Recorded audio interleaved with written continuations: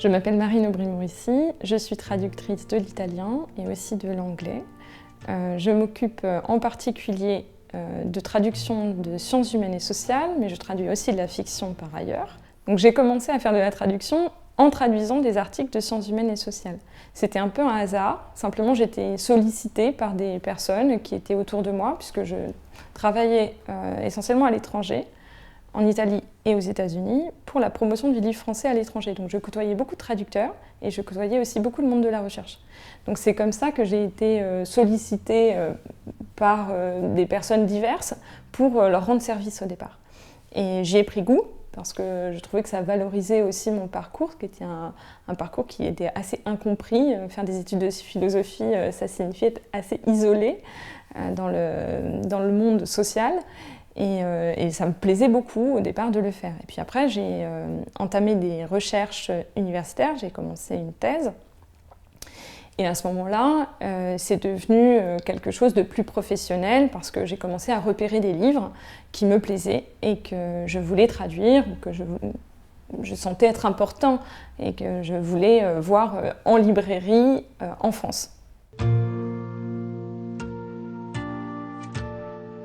Alors, avoir un profil de chercheur, c'est quelque chose qui est très utile quand on traduit des sciences humaines et sociales, puisqu'on a l'habitude tout d'abord d'une langue qui est une langue assez particulière, la langue universitaire, mais aussi pour naviguer dans un texte qui traite de thèmes dont on n'est pas nécessairement spécialiste. Donc il faut être capable d'être assez tout-terrain, et c'est généralement le cas d'un chercheur qui a l'habitude de travailler avec des concepts qu'il ne connaît pas. Ça suppose aussi d'avoir une certaine culture générale qui évidemment est développée par les recherches en thèse, une certaine familiarité aussi avec les sources, les bibliothèques, les archives, ce qui permet d'aller chercher des citations qui parfois sont impossibles à trouver. Donc ça c'est très utile pour traduire des essais de sciences humaines et sociales. Ceci étant, je pense qu'il n'est pas nécessaire d'être chercheur pour traduire des sciences humaines et sociales, et tout chercheur n'est pas un bon traducteur de sciences humaines et sociales. En fait, il y a un véritable manque de culture éditoriale, de culture professionnelle sur la traduction dans le monde universitaire. Généralement, les universitaires ne connaissent pas les traducteurs, ils ne savent pas ce qu'ils font, que c'est une profession à part entière, avec des compétences bien spécifiques que ne possède pas nécessairement un collègue, un doctorant, un étudiant qui peut-être maîtrise la langue, mais qui n'a pas les compétences que développe un traducteur. Il y a aussi, en général, comme quand je disais, un manque de culture professionnelle autour de la traduction. Cela signifie que la plupart des universitaires ne savent pas ce que veut dire un feuillet de traduction. Donc on reçoit des propositions avec des messages « Bonjour, j'ai 10 pages à traduire ». Et on ne sait pas du tout s'il s'agit de 5 feuillets, 8 feuillets, de combien de signes, de quelles difficultés. Et au niveau des tarifs, il est aussi difficile souvent d'imposer, en tout cas d'imposer un tarif qui correspond au travail que l'on fait, puisque c'est souvent assez dévalorisé. Donc cela suppose en réalité de faire toute une sorte de travail pédagogique en fait. On doit faire preuve de pédagogie envers nos clients pour leur expliquer que c'est un travail long, difficile et très utile. C'est-à-dire que ça va valoriser véritablement leur texte, de faire appel à un traducteur et non pas à juste quelqu'un qui connaît la langue et qui serait capable, oui, certes, de donner une version, mais pas un texte traduit. Donc ça, il faut vraiment insister chaque fois pour expliquer la raison de nos tarifs qui sont plus élevés, évidemment, que le travail sous-rémunéré, voire gratuit, d'un ami, d'un collègue, d'un doctorant, d'un étudiant qui ne fera pas en réalité le travail que nous faisons. Oui, donc le recours aux outils de traduction automatique c'est une véritable évolution dans notre métier, même si en général on en a plusieurs quand on est traducteur des sciences humaines et sociales, mais en tout cas dans cette partie de notre vie professionnelle, on a très souvent affaire à des textes maintenant qui sont traduits grâce aux outils de traduction automatique, c'est-à-dire qu'on les reçoit déjà en français, mais dans un français qui est celui des outils de traduction automatique. Parfois ce n'est pas dit. Donc on ne sait pas si on a affaire à un texte qui est écrit par un humain ou qui est écrit par une machine. Ça, c'est quelque chose qui est relativement nouveau, qui se répand énormément et qui suppose un autre travail de la part du traducteur, puisqu'on n'est plus payé de la même manière, c'est-à-dire qu'évidemment le tarif va baisser puisque le texte que l'on nous propose est un texte en français.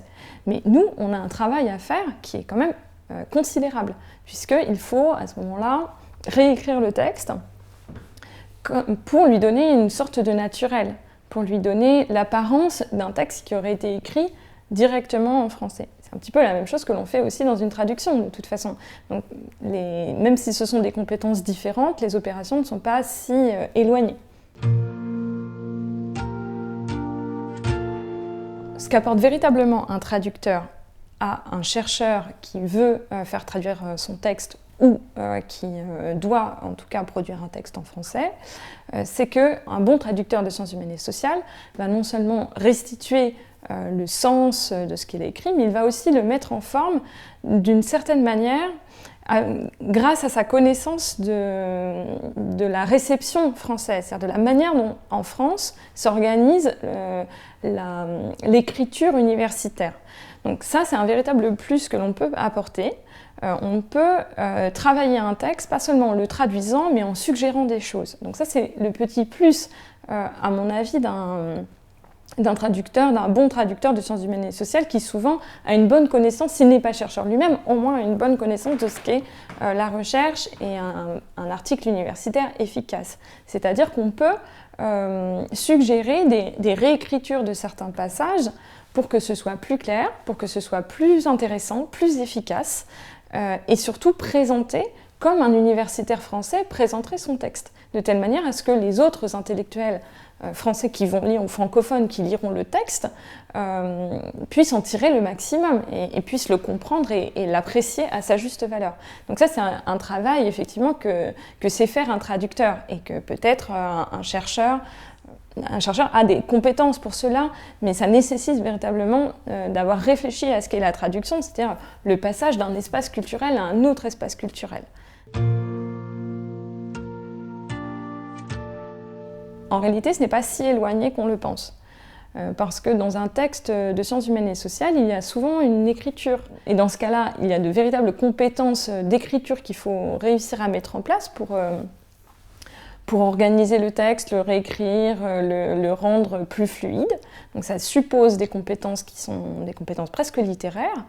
Et puis, un très grand nombre de textes sont écrits par des universitaires qui ont un style. Et il faut être capable, là aussi, de le comprendre, de le repérer et de trouver des stratégies pour le restituer, ce style. Moi, je pense toujours que dans un texte, surtout dans les textes qui m'intéressent, il y a beaucoup de choses qui se passent, et souvent des tensions, des rapports de force, parce qu'on veut convaincre que son idée est la meilleure, et donc il y a quand même il y a aussi une patte de la part on sent la patte de la personne qui l'a écrit. Et donc ça, je trouve que c'est intéressant de le restituer et de trouver des tonalités, des images qui vont valoriser ce texte et pas simplement aplatir au sens... Voilà, il ne s'agit pas simplement, parce que c'est un texte de sciences humaines et sociales, de dire j'en extrais le contenu et je le restitue dans ma langue. C'est pas parce que c'est un texte de sciences humaines et sociales qu'il n'y a que le fond qui compte. Il y a aussi une forme. En réalité, c'est exactement comme dans un texte littéraire, c'est-à-dire qu'il n'y a pas de dissociation possible entre le fond et la forme. Si le fond est mauvais, généralement la forme va en pâtir, et inversement. Donc il faut être capable de retrouver cette unité aussi en français, et y compris donc s'il s'agit d'un texte de sciences humaines et sociales. Pour moi, ça ne change rien. Évidemment, on a affaire aussi à des textes qui sont parfois plus plats, plus informatifs, moins stylisé. Et là, il s'agit peut-être simplement de faire un travail, nous, d'écriture pour que ce soit le plus clair possible. Et déjà, c'est un travail d'écriture. Parce que là aussi, il y a un travail pédagogique à mener auprès du monde de la recherche pour valoriser les traducteurs et leur travail, y compris dans des textes qui vont être semi-écrits en français par leur auteur. Mais comme la plupart des auteurs sont valorisés par le fait d'avoir écrit directement en français un texte, ou bien parce que les maisons d'édition universitaires n'ont pas assez de moyens pour payer des traducteurs. Donc, puisqu'on les paye mal, puisque généralement c'est l'auteur qui met un petit peu de fonds, soit privé, soit via son université, eh bien, au bout du compte, on arrive à des situations où le traducteur est complètement invisibilisé. C'est plus facile, puisqu'on ne sait plus très bien quelle place il a dans le processus. Et ce qui n'empêche pas qu'on est quand même un acteur à part entière de cette publication qui a eu lieu. C'est-à-dire le texte, le livre, sans nous, ne serait pas là, ne serait pas possible. Et surtout, il ne serait pas de cette qualité-là.